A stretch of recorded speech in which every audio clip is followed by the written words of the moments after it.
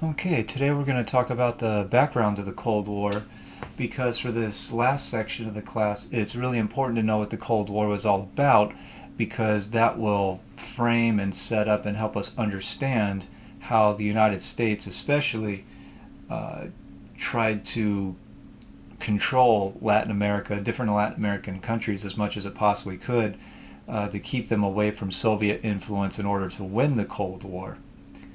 So we should really understand the initial steps of the Cold War, at least, in order to understand how the United States reacted to the Cold War in Latin America. The Cold War really has its roots going all the way back to Karl Marx.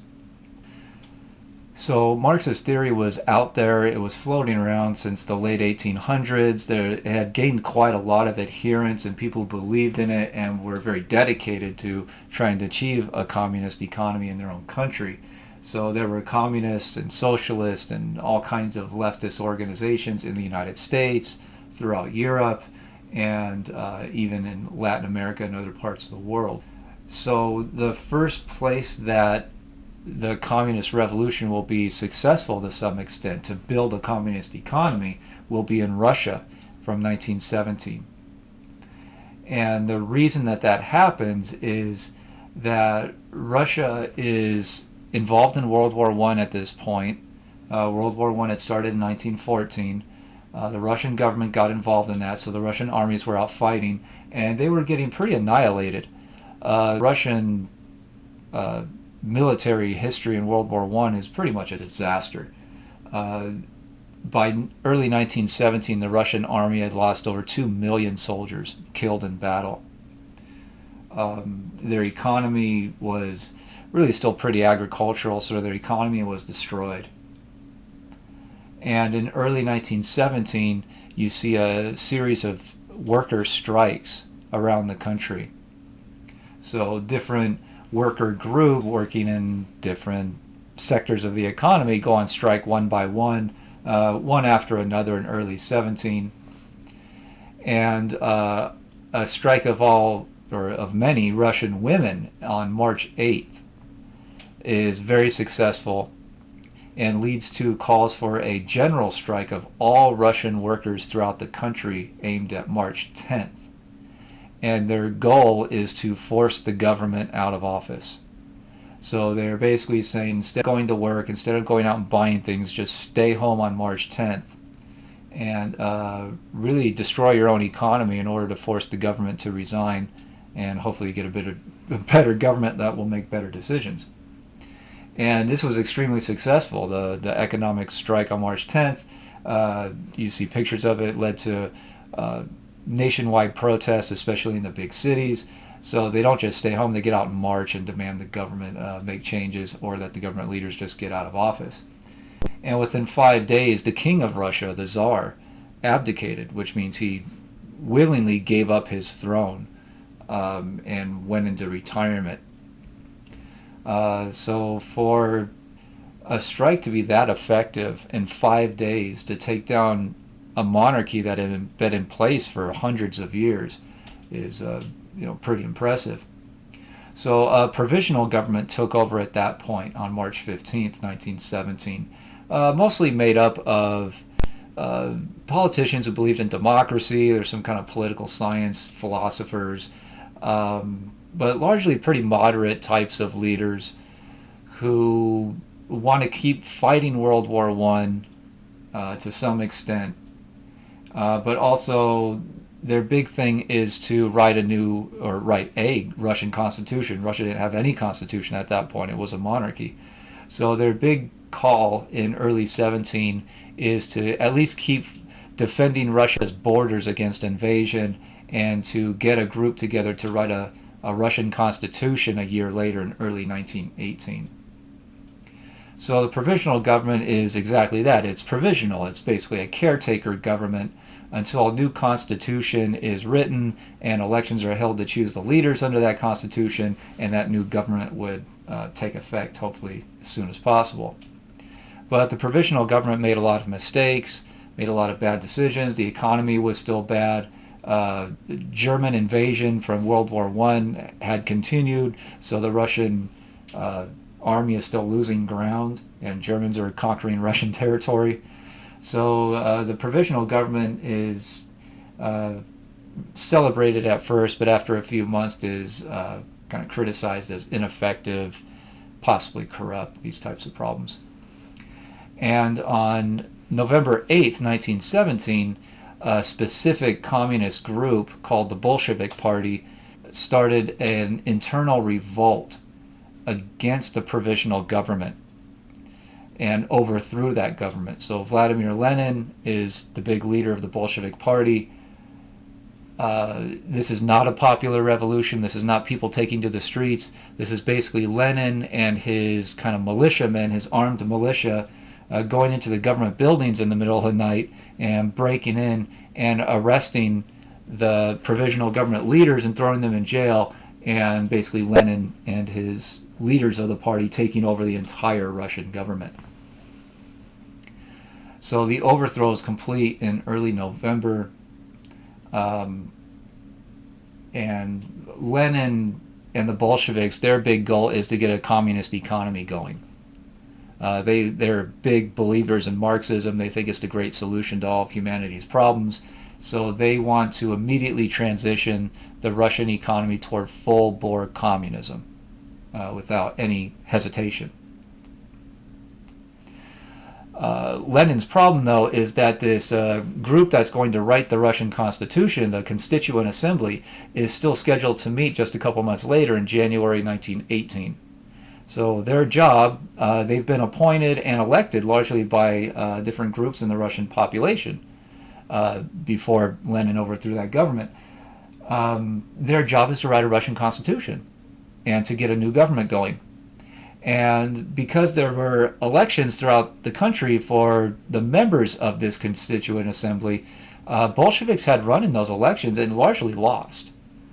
So Bolsheviks and leftists that would agree with Lenin and communism, they only hold about 1/3 of the seats in this Constituent Assembly.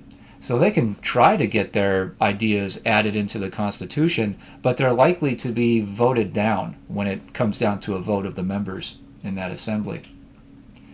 So Lenin has a big decision to make. Does he want to let this group write a Russian constitution that might kind of sideline communism and keep it out of the debates as much as possible, or does he want to take a more radical step to ensure that communism becomes the center of the Russian economy? So he decides on the second option. He allows the group to meet in January.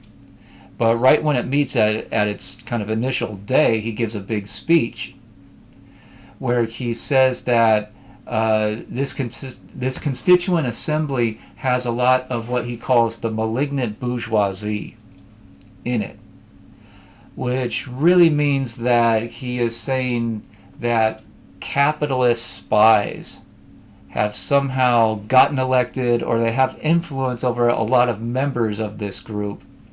So I, as the leader of this Bolshevik government that's kind of overseeing the government right now, I cannot allow this group to meet to write a constitution because the old elite, the old landowners, the old factory owners that had done so poorly for the country and had been so greedy before the revolution in March, had really run the whole country into a ditch, that they are going to be the ones to write the Constitution. He says, no, I'm not going to allow that. So he allows them to meet for a couple of days and then he shuts the thing down. So there is not a Russian Constitution. And this is precisely where Lenin has rejected any type of representative election. Remember, elections had been held to elect the members that would write the Constitution. So this is the turning point where Lenin has rejected the idea of democratic elections, because he says that the former elite, the rich people that have oppressed the working class for so long, they are using their money to keep their influence in the government, and that cannot be allowed to happen. So the Bolshevik Party at that point, under Lenin's leadership, formally changes its name to the Communist Party. And it says that these capitalist spies are everywhere in society, and this now Communist Party, its big job is to ensure that the economy transitions to communism. So Lenin says that the Communist Party's job at this point is to ensure that the Russian economy transitions fully toward communism without any hesitation, and to keep the capitalist spies out of the bureaucracy and out of any powerful positions that they might use to threaten that transition, to kind of sabotage that transition to communism. And Lenin and the Communist Party claims that as that transition is ongoing, that they should have the power to jail people without much evidence, to search people's houses and do all these types of things to ensure that the capitalist spies do not destroy the transition toward communism. So in effect, he's saying that this new Communist Party and the government that it has control over, really the government that Lenin leads, should have the power to revoke an individual's civil rights if that individual is threatening the communist revolution. So he says at this point, the transition to communism is the most important thing, and no one person should be able to stand in its way, and anyone who tries should be jailed or kicked out of the country or whatever Lenin wants to really do to them. And immediately as this is ongoing in 1918, this Bolshevik communist government, this Communist Party-led government, is immediately coming under attack. All this stuff that Lenin is doing starts a massive civil war in Russia. So this civil war goes from 1918 until 1921. What you're seeing now is a just very basic map of what is happening in the civil war for these 3 years. It really boils down to the Bolshevik Communist Party did not have control of the entire country. Russia is a gigantic country. The Bolsheviks had control of some of the big cities, Petrograd, Moscow, Smolensk. So they have control over the biggest cities that have the most industrialization. They have the most factories. But they by no means have control over the entire country. They really only have control of a fairly small percentage of the overall country, even though it might be seen as one of the most important parts of the country. So the communists control really kind of central Russia, the central cities. But they are attacked on all sides by many different factions. So you see here on this map, there's these kind of pinkish arrows that the map calls the White Russian attacks. The White Russians are really anti-communist. And that could be defined in a lot of different ways. Some anti-communists are pro-monarchist. They want to bring back the Russian Tsar, the Russian king, and bring back the monarchy completely and kind of set the government back up the way it was before the revolution. Some White Russians are not in favor of that. They do not want to have the king back. They want a democracy, so they're are like the groups who wanted to write a constitution and have a democracy and the people could choose their own leaders. So it really depends on what exact faction of these so-called White Russians you're talking about. There's also the ongoing German attacks in this kind of these purplish arrows on the left. Again, World War I is still going, so the Germans are still attacking eastward, and they're still conquering more land. And a lot of this area you see in green on the map are lands that the Russian government had owned and controlled before World War I, but that the Germans have conquered, and so now they control it by 1918. And one of the most interesting things about this map and this point in Russian-Soviet history is that the opposing side in World War I, the Allies, the British, the French, and the United States, they opposed Germany in World War I, but they also now oppose the communists in Russia. Russia was their ally when World War I started. And when Lenin took over the government, he starts talking about ending the war, just not wanting to fight against Germany anymore. So Germany, or Russia's former allies, United States, Britain, France, really want to force Russia back into the war, number one. And secondarily, they really want to destroy communism. They are very afraid that Lenin and the government he leads will be able to survive and will be an example that communism might work to some extent. And the rest of the world might look at this new government, if it survives this civil war, as an example that communism might be a viable economic solution.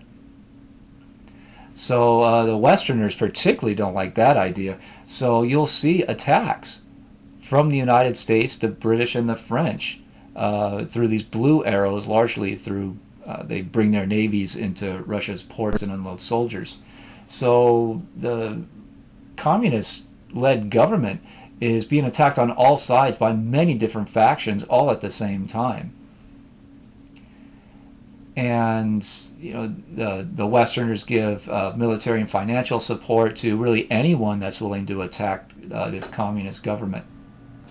So that starts off a long-term feeling amongst future communist leaders in what becomes known as the Soviet Union, that they will never trust Westerners, and they will always fear that capitalist countries hate communism so much that they're going to conspire to attack the Soviet Union in any way possible in order to kill the communist idea. And right here in 1918, 1919, 1920, there is a very clear historic cause of that fear. The Soviets will have a very strong argument for that idea, and they'll point to this era and say all the capitalists tried to strangle communism at birth.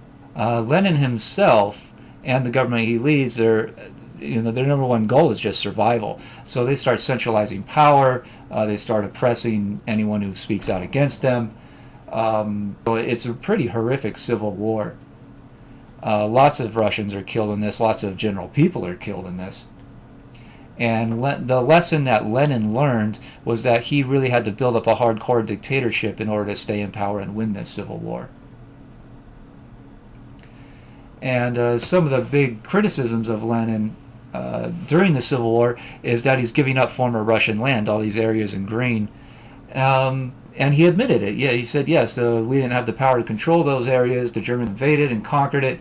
But Lenin is also a believer in Marx's claim that communism is like the inevitable solution to capitalism's problems.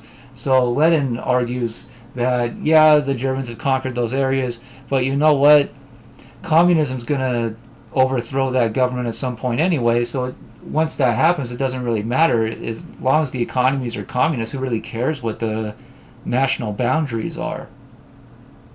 So Lenin predicted that a worldwide communist revolution would make any kind of country's territorial losses pretty meaningless.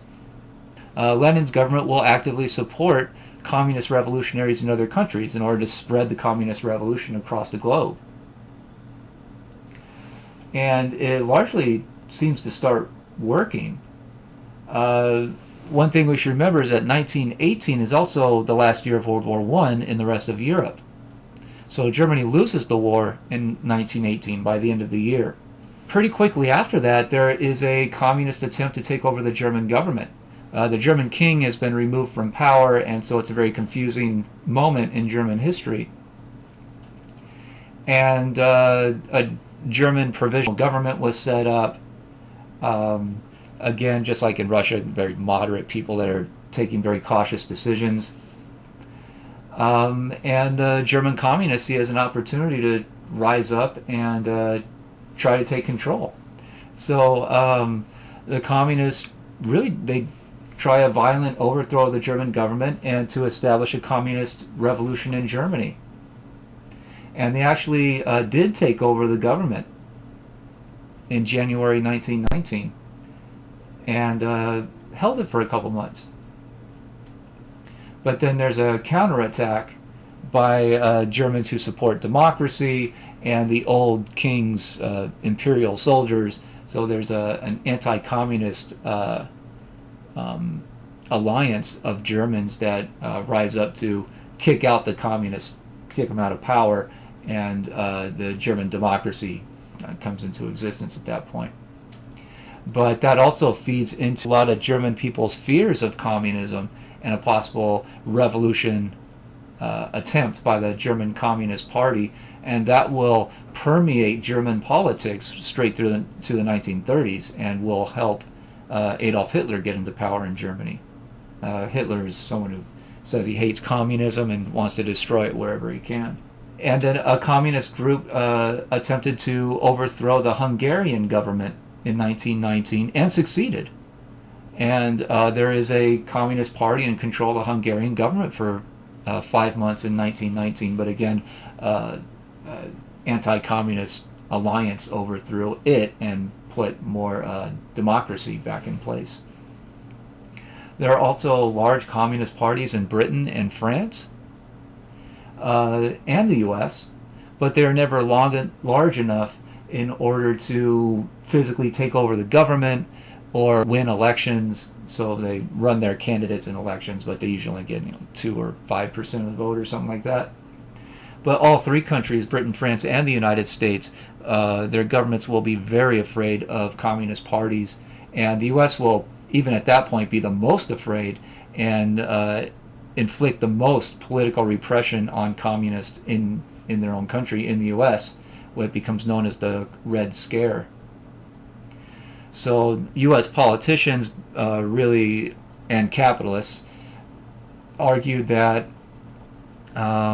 communists have kind of taken over labor movements, are the leaders of unionization drives, and so the U.S. government probably takes the most extreme stance against communism of any of these countries we've talked about so far. It revoked a lot of communist U.S. citizenship and kicked them out of the country, and even assassinated several of them. The FBI started in the 19-teens largely as an anti-communist police force to investigate who a communist was and find evidence of them committing some crime or other as an excuse to neutralize them, either throw them in jail or kick them out of the country or even just kill them. So that's how and why the FBI is created at first. And after that evolved in the 1920s to largely be a kind of national law enforcement, like a national police force. And again, communists around the world look at all these examples, and they will always be afraid that capitalist interventions or alliances will target communist parties virtually anywhere in the world. And after all this in 1919, 1920, that the United States will be one of the leading countries, one of the leading world powers in going after communists wherever they rise up. Getting back to Lenin and what is now the Soviet Union by 1921, they won their civil war, so the Communist Party is still in power and will remain in power. But Lenin himself had a series of strokes starting in 1922 that hospitalized him, incapacitated him, and gradually killed him by 1924. So the leadership of the Communist Party in the Soviet Union is up for grabs really after 1922, and there's several major contenders. These people are not elected by the general population. Remember, the Soviet Union does not have elections. The Communist Party runs the government, so the Communist Party appoints people to leadership positions. So generally, if you have a lot of friends within the Communist Party, when the party leaders meet, like a political convention, to dole out government jobs to people, whoever's kind of most popular or most feared in the party tends to get the biggest jobs. And Joseph Stalin was the general secretary of the Communist Party in the 1920s, so he was the kind of executive officer of the political party.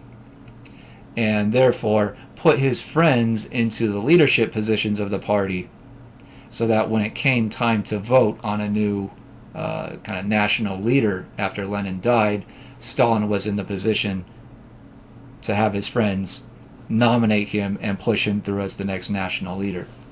And that's making a very long story that takes place over several years very short. So by 1927-28, Stalin is the leader of the country. And he issues a 5-year economic plan in 1928, which is almost completely focused on just industrializing the country as fast as possible. The Soviet Union, and formerly Russia, was not an industrialized country. It had some factories in some cities, but not really much at all around the whole country. And Stalin's argument was that the powers that won World War I and were able to attack the Soviet Union during the Civil War did so and had the power to do so because they had factories. They had undergone the Industrial Revolution already. So Stalin argues that in order for the Soviet Union to defend itself against future attack, it needs those factories also. So he says we need to kind of condense the entire Industrial Revolution that had happened in Europe, and we want to do it all in like 10 years. So his 5-year plan is the kind of beginning phase of that. The problem for the Soviet Union at that point is that it's still an agricultural-based economy. The Civil War had done massive economic damage to the point where the economy was smaller than it was 20 years earlier before World War I. So the only thing that the Soviet economy really had on its side as a plus was its massive amount of farmland. So Stalin's theory is to have the government basically implement communism in farming. So he wants the government to go take over all those privately owned farms all over the country and turn all the farmers, instead of individual landowners who run their own little farming business, to instead make them into government employees. And he calls this the collectivization of agriculture. That agriculture will be run by the collective. The government will direct it. And a lot of farmers don't like this because a lot of them have lived on that land for generations and were very proud of that, and did not like the idea that they don't own their land anymore. And not only do they not own it, but a lot of times they don't even work on the same land as their ancestors had. Because if you're a government employee, the government can move you around to anywhere in the country where it thinks it needs the most employees. So your family could have been on this 5-10 acre plot of land for hundreds of years, and suddenly the government takes control and says, we're going to move you to the other part of the country where you have no family connections, you don't know anybody, might even speak a completely different dialect. So a lot of farmers are very angry at this, and they start complaining about it. And Stalin's response is absolutely brutal. He kills off people who criticize what the government is doing, or throws them into massive jails called gulags, which are basically forced labor camps. So he arrests a lot of people and sends them into gulags to be basically slave laborers to work on government projects like building railroads or bridges or whatever. And they often are worked to death. So Stalin defines what the government is doing as communism, which is for the benefit of all people in the country equally. And he says anyone who speaks out against this or criticizes it is therefore an enemy of the people. And that the government has the right and the power and the responsibility to silence those enemies and force them to adhere to what is best for the whole population.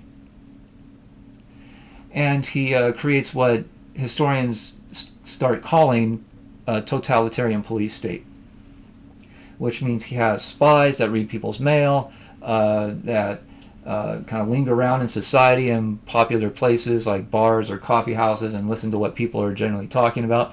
And they make lists of people who say critical things of the government, and those people are become targets of the national army or the police.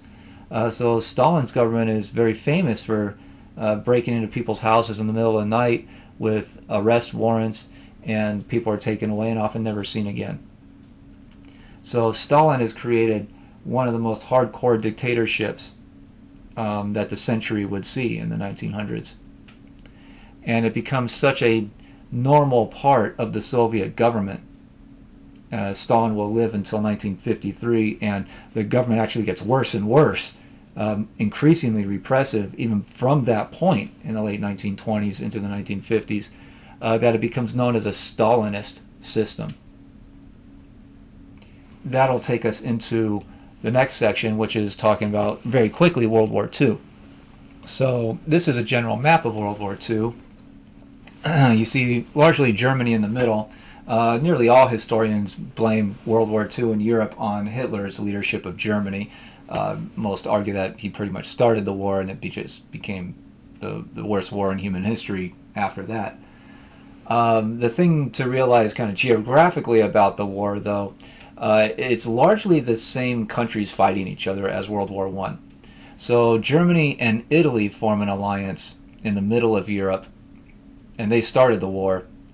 And the rest of the countries, at least the big ones, France, England, which is basically Britain, the Soviet Union in the east, and eventually the United States and Canada joined the other side to fight against Germany and Italy. And what that led to, just geographically, by the end of the war, is the Western Allies, Britain, France, the United States, Canada, invading Germany from the west, and the Soviets attacking from the east, and they basically just crushed Germany between them. To the extent that right in the middle of the country in Germany, in Berlin, is kind of the meeting point. And Germany and Central Europe are really divided between a Western occupation controlled by Britain, France, or the United States, and an Eastern occupation controlled by the Soviet Union. So after the war is over, the winners have a big decision to make about what Europe is going to look like after the war. Some just want to kind of reset the national borders where they were before World War II. It's really the Soviets who disagree with that. The Soviets want to redraw the map and even create some new countries and move some land around, some borders around at least. And the Soviets say that they are so worried of a future Germany, a future German leader, getting powerful enough like Hitler to launch another invasion of the Soviet Union, that the Soviets demand for the long-term settlement is that the Eastern European countries should be, quote, pro-Soviet, in order to create a buffer zone so that if a future German leader gained control over Germany and wanted to launch an eastward attack toward the Soviet Union, that leader would have to conquer Poland, Czechoslovakia, Hungary, all these other countries before it even gets to the Soviet border. So the Soviet Union wants those Eastern European countries to be kind of what they say pro-Soviet, which means able and ready to defend their lands against a German attack. And because the Soviet army is occupying those areas right at the end of World War II, Stalin implements coups and generally has the Soviet military take over each of those governments, and Stalin appoints those governments leaders so that they will basically be puppets under Soviet control. The downside for all this, for kind of communism, is that Eastern Europe was not very heavily industrialized, and what industry existed was completely annihilated in World War II. So Stalin is spreading communism into areas that don't even have the factories. Often never did, definitely don't right now. And that's a big problem because Karl Marx wanted the communist revolution to hit in places that already had the factories. He said that was kind of square one, was to get the factories in the first place. So that'll be a problem for communism's development going forward in the future decades after World War II. The United States and Britain especially argue against the Soviets taking control in Eastern Europe. The U.S. and Britain say they want what they call self-determination, which means democratic elections in all the countries in Europe so that people could choose their own leaders, largely because U.S. and British leaders were very confident that kind of pro-Western politicians, people that wanted to be friendly to France or Britain or Canada or whoever, and capitalists would largely win those elections, so they would create friendly governments to the United States. And that's probably also what Stalin was so afraid of. There's a big argument in 1945 as the war ended, what's going to happen in all these places. And Stalin eventually won the argument just through brute force. He kept the Soviet armies occupying all those eastern countries and really just kind of dared the Western countries to start a new war to kick him out. And the U.S. and Britain and France were so exhausted by World War II that they largely gave in. They said, we're not going to start World War III immediately. Let Stalin and the Soviets appoint their communist leaders to those countries. Those countries aren't very valuable anyway. So they did not want to start the next great gigantic war immediately on the ashes of the previous one, just to take control of areas that they didn't think were worth it. And in the areas that do have elections, the United States is very interested in making sure that the politicians it liked would win those elections, so it sent in American spies basically with a lot of money to help to give to politicians in certain countries to win elections to make sure that those governments would be friendly toward the United States. And historians also, I'll back up a second, the general assumption around much of the world, even today, is that the United States, in these arguments regarding Eastern Europe, is very much on the side of freedom and equality and democracy, and that the Soviets are very much on the side of dictatorship and control and oppression. And that is generally true in areas that the United States thought its friends would win elections in anyway. But at the same time, the United States is not very supportive at all of free elections or much democracy at all in some places that it conquered in World War II, namely Japan. The United States did not allow elections in post-war Japan. The United States conquered Japan and wrote the Japanese Constitution and kept Japan under military occupation for several years after the war ended, largely to keep Soviet influence out of Japan completely. So in places where the United States feels vulnerable, it is willing to use dictatorship and oppression to keep its friends and allies in power. But these discussions about Eastern Europe in the first few years after World War II reveals a lot about each side in what becomes known as the Cold War. The Soviets will constantly fear that the Western countries, the capitalist countries, are going to attack at some point. And we have to remember the United States is the only country that has atomic bombs. One bomb that could eviscerate an entire city in 1945-46. So the Soviets, leaders, and Stalin himself are always absolutely paranoid that the Western countries, Britain, France, the United States, Canada, are going to launch World War III at any moment in order to destroy communism. Stalin and the Soviet leaders are also further worried that U.S. companies, capitalists, will move into a lot of these destroyed economies around the world and take control in ways that companies largely often do. They buy up land, they build infrastructure, they give loans in order to take control over some nation's economy and to monopolize it. So the Soviets are afraid of both sides, both the military invasion and just a cultural and economic I wouldn't say invasion, but influence. And in Europe, the Western countries, US, Britain, and France, are very afraid of the pretty apparent creation of a pro-Soviet bloc of countries in the East that will unite their economies and their militaries. And we should also remember that the Soviet army is several times larger than any other army on the planet.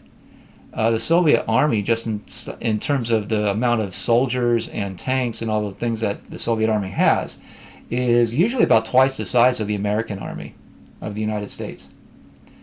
And therefore much larger than any army in Italy or Western Germany or wherever else.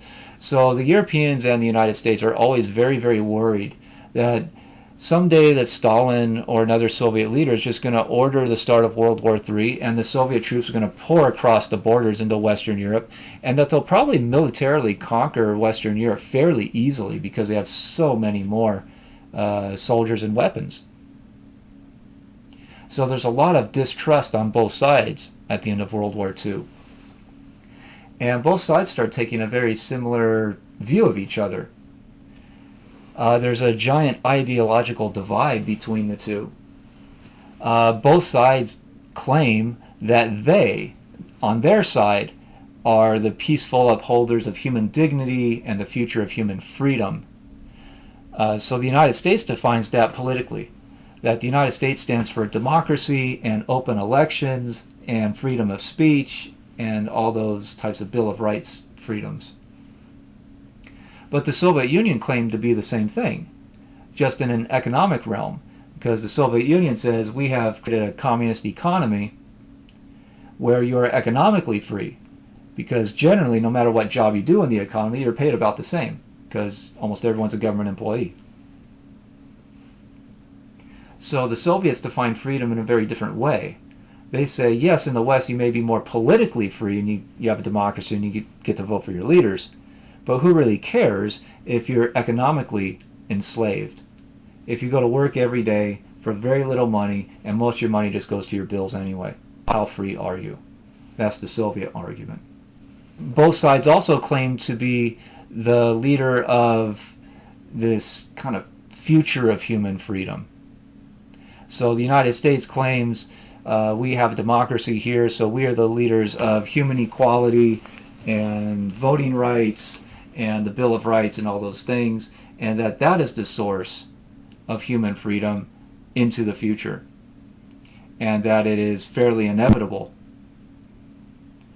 While the Soviets say the same thing about communism regarding economic freedom, that Marx argued that capitalism will destroy itself inevitably and that it's scientifically proven through economics, so that communism economically is the source of future human freedom around the world. And both sides kind of look at themselves that way, but they also defined the other side, the enemy, as against the population, as controlling, repressive, focused on imperialism and expansion and control of foreign countries and foreign lands, and just generally oppressive. So the United States says that the Soviet Union is like that because they don't allow their people the right to vote. They don't have a constitution, at least for a while. They eventually write one that's not very effective. That the Soviet Union is a political dictatorship, that anyone who speaks out against it is jailed or worse, and that the Soviet Union has built up the biggest military in the world and is actively taking over countries in Eastern Europe. But the Soviets say the same thing about the United States at the same time. The Soviets point out the rampant racism in the United States and the racial oppression. They say, how dare the United States talk about America being the future of human freedom and equality, because it's not even an equal society. They repress all of their racial minorities violently to the point of mass murder. Whereas that kind of racism just does not happen in the Soviet Union. So the Soviets say that even politically, they don't live up to their own statements of freedom and equality. But even outside of politics, in economics, most people in the United States working in the capitalist economy are basically wage slaves. They go to work, they make very little money, barely enough to survive, and most of their money goes to pay their bills, so they can never save much, they can never get ahead, and they're just stuck in that job for their whole existence. So the Soviet Union defines that as like economic dictatorship. And the United States is military obsessed because it's the one that built up nuclear weapons. It has the atomic bombs and has used them in warfare to eviscerate cities. So the Soviets say that capitalism as a system, the greedy capitalists always want more and more, so they're going to be the ones that continue colonizing other parts of the world.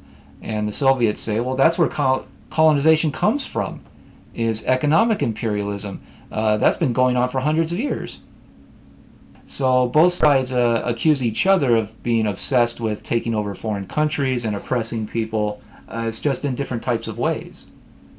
Both sides also accuse the other and suspect the other of sending spies into their own country to try to overthrow their government. So the United States commonly accuses the Soviet Union of sending spies, Soviet spies, into the United States to kind of work their way into the U.S. government or the military or capitalist companies, whatever their targets are, kind of worm their way in, learn the system, and try to, at some point, all destroy all systems at the same time to bring down the U.S. government. But the Soviet Union accuses the U.S. of the exact same thing, and all the Western countries of sending spies into the Soviet Union to get into the Soviet government, and then at some point in the future, when they're ready, to all act to torpedo the government at the same time and bring it down. And it's very likely true. Both sides were doing that, so that's not anything that's really very new in human history. Governments that have declared enemies of each other have been doing that for a long time. Going into the next section, so that's the general kind of ideological view of each side has of itself and of its enemy in 1945, 46, going into 47. A lot of this stuff is kind of internal within the governments. It doesn't really break out so much into just popular understanding. There's a feeling amongst the populations that this is going on, but it's not like explicitly stated by government leaders until March 1947, when U.S. President Harry Truman gives a speech to the U.S. Congress regarding a civil war in Greece. So after World War II ended in Greece, a civil war broke out between communists and Democrats. And that civil war is ongoing by early 47. And the United States has been giving some money to the anti-communist forces in Greece. And Truman's job in this speech is to go to Congress and basically ask for more money. But he and his advisors come up with this idea that the best way to get that money is to present the Greek Civil War as like this turning point in world history, and if communists take over Greece, they're going to take over the country next to that and the country next to that, and that creates what he calls the domino theory. Just like if you set up a line of dominoes right next to each other, if one of them falls over, it knocks over the next one, and then you just see a whole line of them start going down. So the domino theory says that if communists take over in one country, that one country will spread communism into its neighboring countries, and those countries into their neighboring countries, and on until communism basically rules the whole world. And Truman said it in such an extremely scary and intimidating way that he convinced Congress to not just give money to the Greek Democrats for their civil war, but a whole new U.S. foreign policy to generally financially support any anti-communist movements generally around the world. So he expands this theory to be very, very large in scope. So he's not just asking really for money for the Greek Civil War. He's asking for money for any civil war that might be used to help any anti-communist movements in any country. So that's one step in this kind of declaration. There's a bunch of Soviet response and back and forth for a few years. But that leads us also into the next section, which is expansion beyond Europe. The early Cold War was almost entirely focused on Europe. Eastern Europe, Soviet takeover, elections in the West, and then the Greek Civil War. But starting in about 1949, we start to see that grow beyond Europe. But 1949 also saw a European-focused NATO, the North Atlantic Treaty Organization, NATO for short, which the Western countries create in April 1949, which is a military alliance of a whole bunch of these countries in blue, including the United States and Canada. The general theory is that an attack on any one of these countries is to be considered an attack on all of them, so that all of them should come to that one country's defense and fight its enemy. So whoever attacks one country will have to face all these countries all at the same time. The Soviet side responded with what becomes known as the Warsaw Pact, which is officially signed a few years later. That includes all these countries in red, which is basically the same thing. If any one of these countries gets attacked, all of the countries in red will come to its defense. Big result of this for the Cold War is that any fighting that breaks out between, say, West Germany and East Germany, or even just some soldiers that are stationed close to each other, could quickly bring all these countries into the war and immediately start World War III, which is very dangerous with nuclear weapons.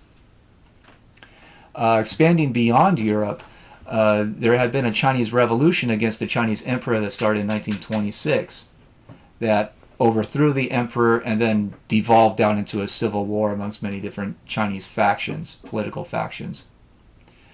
World War II largely interrupted the Chinese Civil War because Japan invaded China, and all those factions basically got on the same side and stopped fighting each other in order to fight off the Japanese invasion. Once that war was over, 1946, the Chinese factions start fighting each other again. And that civil war goes on until 1949, when the communists win the civil war in August and force those that supported democracy to flee to a neighboring island. So Mao Zedong was the big Communist Party leader in China, and he and his advisors will build up the new Chinese government. But the United States starts getting very worried about this. There's a lot of debate and conversation in the United States about which American politicians and mistakes had, quote, lost control over China, as if the United States had ever controlled China in the first place and was in a position to lose it to anybody else. But that's another thing that historians talk about often. But one thing that a lot of American leaders and the general population think as a result of the communist takeover of China is that the United States will start to assume that all of these post-colonial national movements are Soviet-inspired and are attempting to build communist economies. So that's a whole kind of big sense that we need to break down into its individual pieces. Number one, what is a post-colonial nationalist movement?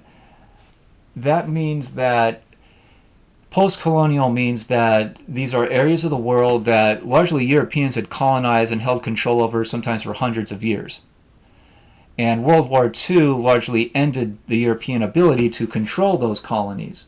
So a lot of those colonies are becoming independent countries again. So they are moving into a post-colonial era in their history. And because they are now newly independent, a lot of their leaders are nationalists. They talk about how great their country is, how they want to be independent, they don't want to be controlled by outside forces anymore. So that's what nationalism generally means. They want to pursue independent development. They want to develop their countries by their own decisions without foreign influence. So there's a lot of these post-colonial nationalist movements all over the world after World War II. But the people who lead and live in those newly independent countries have memories and remember what it was like to be a European colony. And a lot of that experience wasn't very happy. They were oppressed, they were kept in poverty, and they are largely forced to work within a type of capitalist system, and usually not as the bourgeoisie big owners that are getting rich off anything. So the mass majority of a lot of these colonized places around the world are basically wage slaves, as Marx defined them. They are the bourgeoisie, and they're not very happy about it. So in the colonial era, a lot of these people saw themselves as victims of capitalism. So they didn't have a very good experience with capitalism previous to independence. And so when they get independence and they get to choose their own leaders and they're thinking about what kind of government or what kind of economy they want to build, a lot of those leaders are very critical of capitalism, and they start looking for alternatives. And of course, the big alternative in the world at this time is communism. Marxism. Marx's big supposed solution for all of capitalism's problems. So a lot of these post-colonial nationalist leaders and movements are naturally attracted to communism. Again, because their previous existence within capitalism was so dire and so aggravating and depressing and oppressed. They felt themselves so oppressed throughout most of their history. So a lot of these newly independent countries start building socialist economies or communist economies, depending on the extreme that they chose to go. Of course, this is happening all over the world in the years after 1945. So largely in Africa, Latin America, East Asia, a lot of these newly independent countries have big decisions to make, and many of them do think that socialism or communism is a good idea, just naturally. Because of their own historical circumstances. The United States looks at this, though, as not really the logical consequence of those areas' historical and economic development under colonialism and capitalism. The United States leaders take a different view whenever some country somewhere in the world starts moving toward communism or socialism. They start thinking instead in the United States that that country isn't just trying to improve their economy or help their impoverished people, that instead they're turning toward communism in order to join the Soviet alliance that is trying to take over the entire world. So U.S. leaders look at this in a very paranoid way whenever some third world country, impoverished country around the world, starts moving toward communism.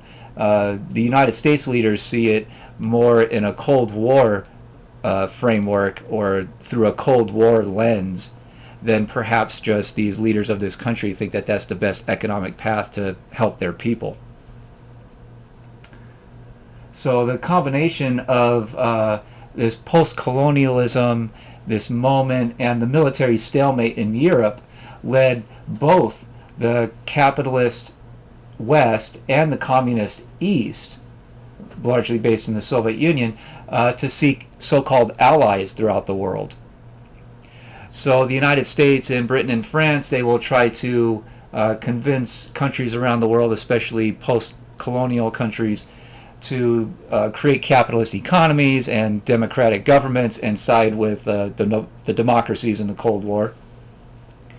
And the Soviet Union is doing the same, trying to convince leaders around the world to embrace communism and join the Soviet alliance to whatever extent they can.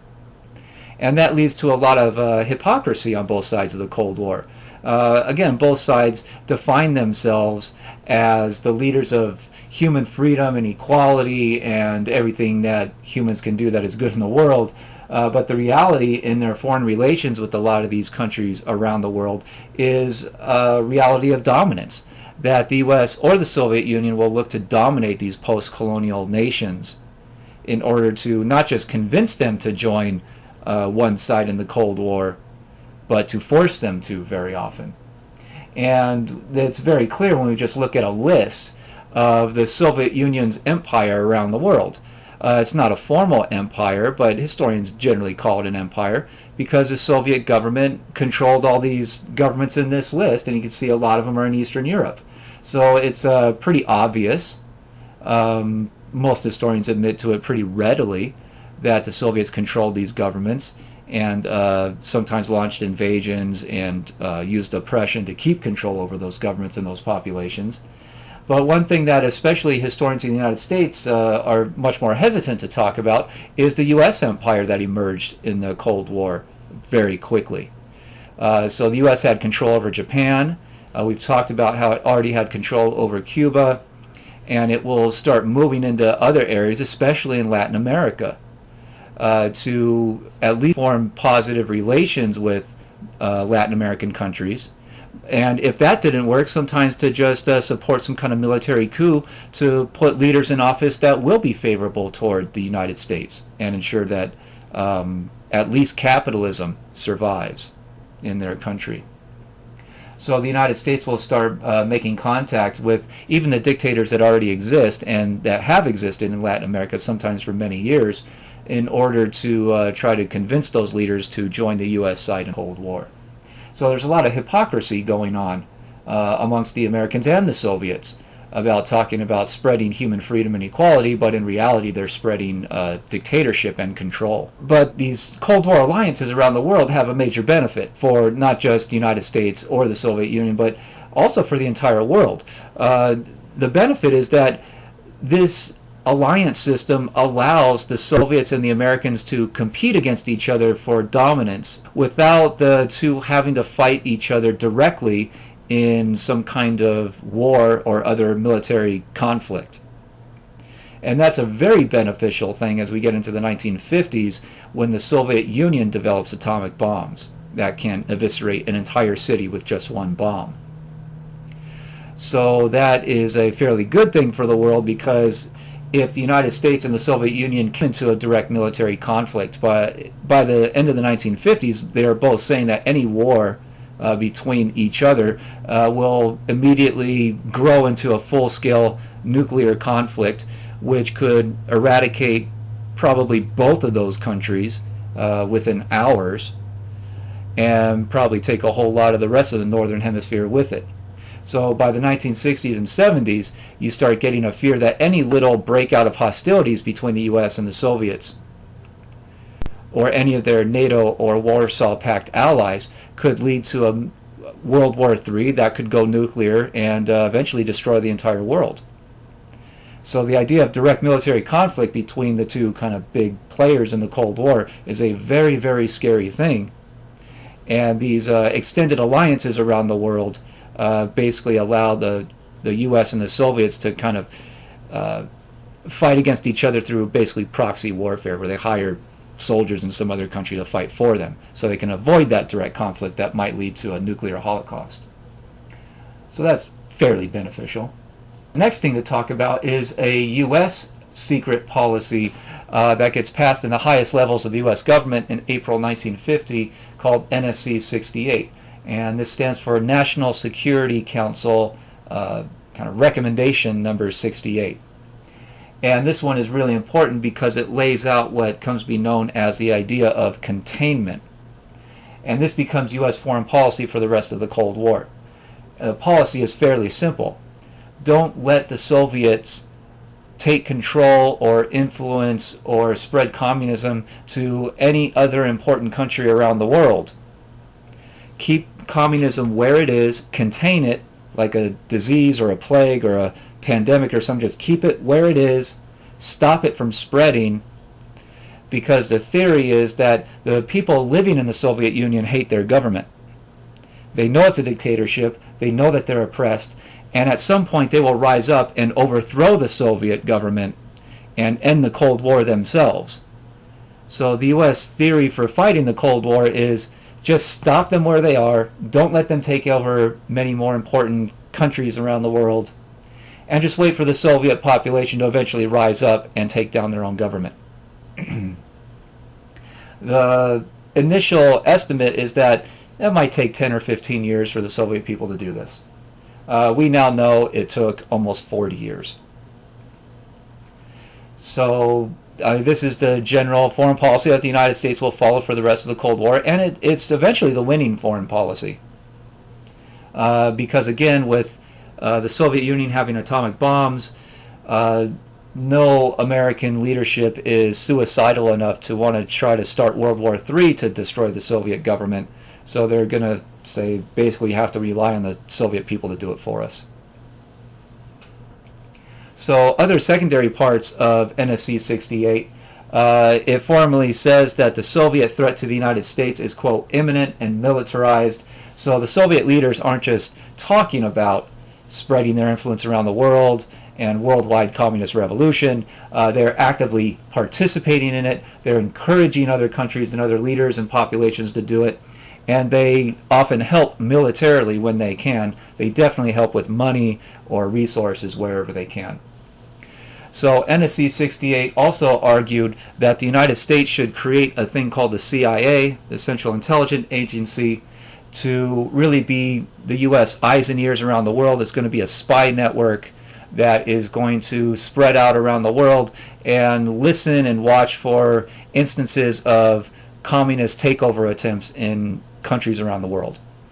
So the CIA is sanctioned eventually to operate in foreign countries around the world, but importantly, the CIA is not allowed to run secret operations inside the United States itself. So that goes into the law that creates the CIA. And NSC 68 also argued that because the Soviet military is so large, has so many soldiers like we've talked about before, the best way for the United States to defend itself is not to invest in conventional military spending so much, because the United States probably could never catch up with the amount of soldiers that the Soviets had. They just don't have a big enough population unless they're going to start drafting huge amounts of the population into the military. Instead, NSC 68 argues that the United States should ramp up its spending on atomic weapons, because those bombs are much more powerful anyway, and they're cheaper to build and maintain than to have a gigantic standing army of soldiers and tanks and all those other things. So the theory that this goes under is that if you build atomic weapons instead, you get more, quote, bang for the buck, end quote. You get more destructive capacity, more fighting power for less money investment. So NSC 68 is a giant shift in U.S. foreign policy, and very quickly will start to be implemented during the Korean War. So the Korean War breaks out just a few months after NSC 68 is approved at the highest levels of the U.S. government. The rest of the world doesn't even know about NSC 68. It's a top secret document. So just a couple months later, the Korean War breaks out.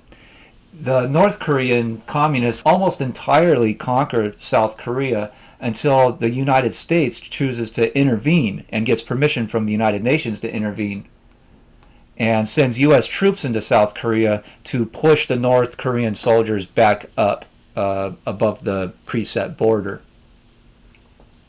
And the United States goes even further than that and actually almost conquers almost all of North Korea and gets very close to China, to the point that the Chinese government got afraid and sent in Chinese troops across the border into North Korea to fight the American soldiers back. So eventually the border restabilizes at the same border that it was before this war even broke out, and where this border still is today. So today there's basically a ceasefire between North and South Korea. There is no official end to that war. That war is technically still ongoing, but they haven't been fighting for over 70 years by now. And that ceasefire takes place in 1953. Why do we spend so much time talking about the Korean War? Because it is the first war that breaks out between capitalists and communists outside of Europe and after NSC 68 is approved. So the United States government uses the Korean War as an example to tell the American people, its population, that the Cold War is now global in scope. The Cold War is not just about Europe. It has spread to the far corners of the world and even unindustrialized places like Korea. And the United States says it will fight this Cold War in virtually all places in the world to stop communist expansion. So all this has major ramifications for Latin American history. Latin America will become one of the giant kind of chessboards for the Cold War, where the United States tries to figure out how to either keep friendly alliances with Latin American governments, or if Latin American politicians start to come to prominence, the United States will try to figure out how to knock them out of power and make sure that that government stays favorable to the United States. And the United States will use a whole lot of different strategies, and we'll talk about many of them throughout the rest of this course. But historians have identified three different major ways that the United States strategized about how to control different Latin American countries. And the first one historians have called dependency theory, which becomes reality in the 1950s. Some historians argue that the U.S. has been doing this for decades, even before, but becomes pretty obvious by the 1950s in the Cold War. And the theory is generally to make smaller, unindustrialized economies in foreign countries dependent on the U.S. economy. Basically, the United States has the industrial economy. It has a bigger population, so the United States economy is much less focused on growing food and agriculture and things like that. So it has a giant customer base that it can use to encourage other countries to continue staying unindustrialized, to grow food and other agricultural products, and ship them to the United States for the giant, wealthy U.S. population to consume.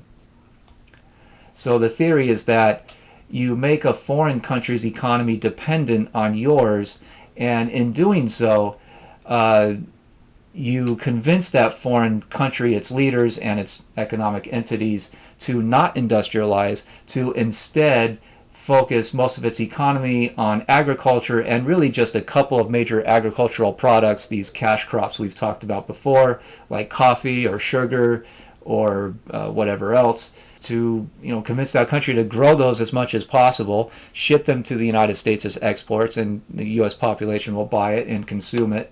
And in exchange, the big landowners in this foreign country basically get all the profit. So it keeps landowners in power. It prevents the foreign country from industrializing, because why would landowners want to build factories themselves and take that investment risk if they're making enough money off of their farms anyway? And largely it keeps workers impoverished, living on farms, doing farm work. And if there's no factories around for them to work in, then you won't tend to get the rise of major labor unions that tend to become radicalized and push for democracy. So in doing so, you keep the foreign country's economy pretty much stagnant, and you prevent any calls for democracy from rising. The problem with this theory, though, at least for the foreign country, whichever one you want to talk about, is that, again, the workers remain impoverished. They continue often living under landowner-based dictatorships, so the mass majority of the population has no say in political policy or decision-making or anything like that, and they're so poor that they're angry about it. So some historians have said that this dependency theory creates inevitable revolutions. The people are so poor and so angry generation after generation that eventually they're going to rise up. That contributes to a lot of the Cold War paradigm, that a lot of these poor people are so angry at capitalism and their landowners and their government that eventually they may start revolutions to overthrow that government, and might start trending, in theory at least, toward communism. Another big theory for controlling these areas is just using debt. This means that the United States government would encourage these foreign countries, especially in Latin America, to take on big national debts to build up their public infrastructure, and eventually that those debts would become so large that they could not be paid off, and that the country eventually couldn't even make the monthly payments with interest on those debts, to the point where those countries become dependent on the U.S. government intervening and helping them out, which means that they're so poor that they cannot stand up to any U.S. demands that the U.S. government makes on them.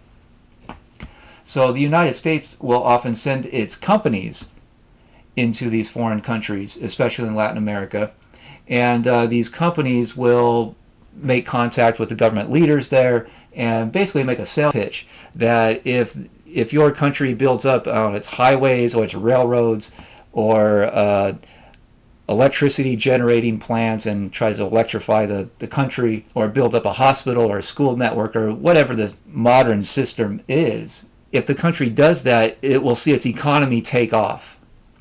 So the sales pitch is basically, yes, you're going to borrow a bunch of money up front to invest in building this system, but once you have the system built, your economy is going to skyrocket and your tax revenue is going to be so high that you'll have no problem paying off the debt over time. So it's an investment.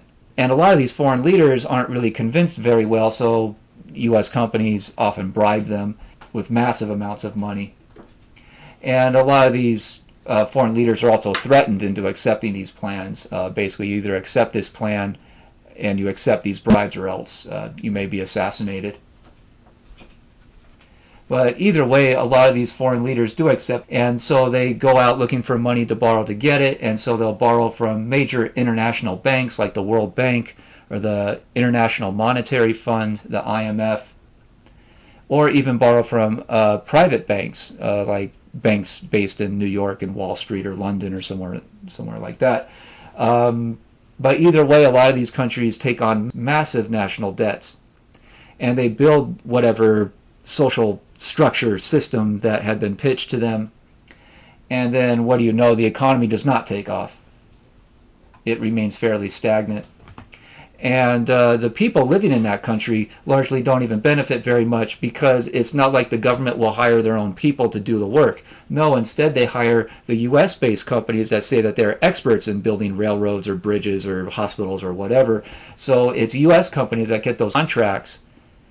And they often bring in their own workers to oversee the construction project. So the kind of revolving the musical chairs of this money, it comes in from foreign banks, it kind of filters through the local government, and then goes to US-based companies. And the people of that country really largely don't see much benefit at all. They may get a hospital built, they may get some highways, but at such an extravagant, bloated cost that it destroys their national economy in a lot of ways, because now the government has to pay these massive debts, and if they don't get the economic growth, they're not getting more tax revenue, but their bills have gone up. So their income is the same, but their bills have gone up, so what do? They have to start cutting social services.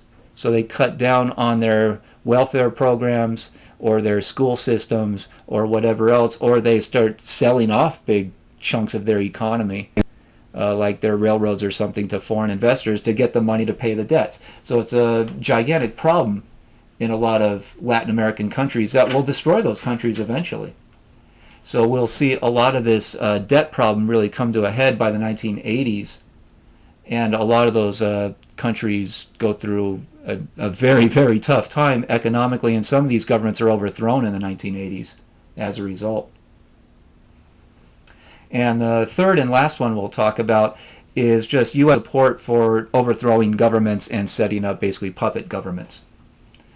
So the United States largely internally called this the Iran model, because in Iran in the early 1950s there was a democratic election that elected somebody who said that they were going to basically tax Iran's oil wealth to build hospitals and roads and good things for their people. And the U.S. and British oil companies in Iran didn't like that idea very much. And so the CIA went into Iran and bribed a lot of members of the Iranian government to be ready to overthrow the government, and also went out and paid average Iranians in the capital city, Tehran, to start a riot to make the government look inept and unable to govern the country. So when those riots broke out and the people in the government who had been bribed take the chance and overthrow the government, the CIA basically overthrows the government for very comparatively little money and sets up a puppet government. They bring in a former royal family member of Iran and put him on a new throne, and that's who will run Iran for the next almost 30 years. So the CIA and the U.S. government kind of internally declares this a great success.